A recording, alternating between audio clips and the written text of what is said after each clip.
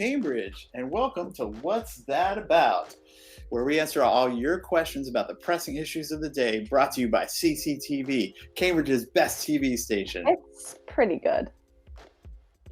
Anyway, Julie, whose questions delivered by the heroic soldiers of the public commons, the U.S. Postal Service, are we answering today?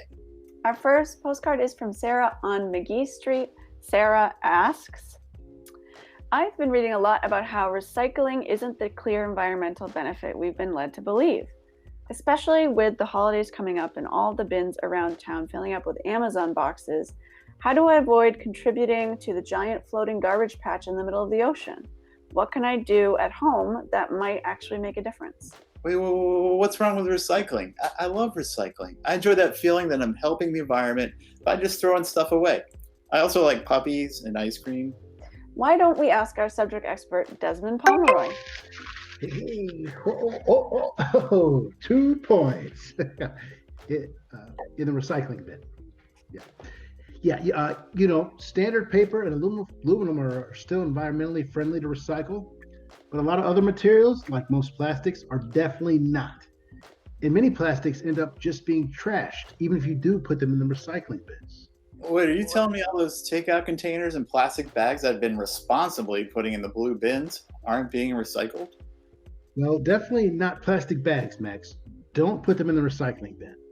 Plastic bags and other materials like paper food cartons contaminate recycling batches, so the city can't use them. I mean, here's a list of what Cambridge can and can't recycle on their website. Bing! I got to read. I don't got time to do that. I got a TV show to host. It's also literally printed on top of every recycling bin in the city. I don't got time to read when I'm putting stuff in bins. But isn't it true that most plastic isn't even worth recycling these days, like Sarah says? You're right, Julie. Lots of municipalities are now losing money in the recycling programs because demand has collapsed. So while Cambridge is still collecting all uncontaminated recycling, the benefit of the program is questionable.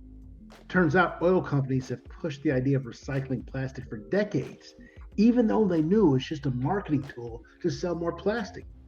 According to one industry insider, if the public thinks that recycling is working, then they're not going to be concerned about the environment.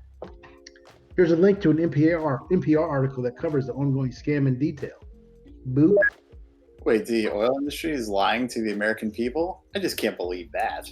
You mean the industry that knew about global warming since the 1970s, but downplayed it so they could make short-term profits, knowing this would lead to unimaginable long-term misery for the human race? Yeah, that one? Well, let's get back to Sarah's question. What can she do to be part of the solution, especially during holiday time? Well, there's a few simple things. One, try to shop locally as much as possible.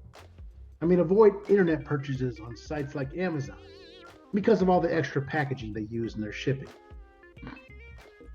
Also, Amazon is an evil union-busting monopoly that's strangling small businesses to death with their anti-competitive policies. Also that, yes. 2, avoid using plastics. Disposable masks, those stupid little dental floss handles. Like what, using a roll of dental floss is too hard for you? I don't get it. Anyway, also plastic bags, single-use takeout containers. Basically, because of the famous 3 R's, recycling often isn't a real option. Reduce and reuse in your everyday life as much as possible. What about Christmas presents, though? Can't we have any fun while we still care about the environment? Yeah, of course we can, Max. Just use your common sense. Like instead of wrapping your presents in fancy glittery paper, use simple printed paper that can go straight into the recycling bin when it's removed. Just think it. Everybody did this, we'd have enough recycled paper for 1.5 billion Christmas presents. Oh, sweet. That's a lot of extra presents. I would be bound to get some of those, right? You sure would, buddy. You sure would. All right. Anyway, Desmond Pomeroy, making like a tree. Nice. Hey, Julie, what are you getting me for Christmas? I can't tell you because then it wouldn't be a surprise. I hope it's one of those cars gift wrapped with a big bow on top like you see in realistic TV commercials. No way. And remember, that's a huge waste of paper, Max. Oh, you're right. You can give it to me without the bow if you want.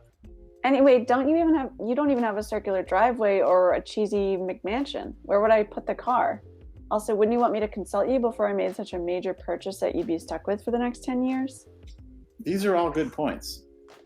But if you do decide to buy me one, I prefer red. I'm not. But if you do, I'm definitely not. But no. But if you just happen to find like the perfect deal, never.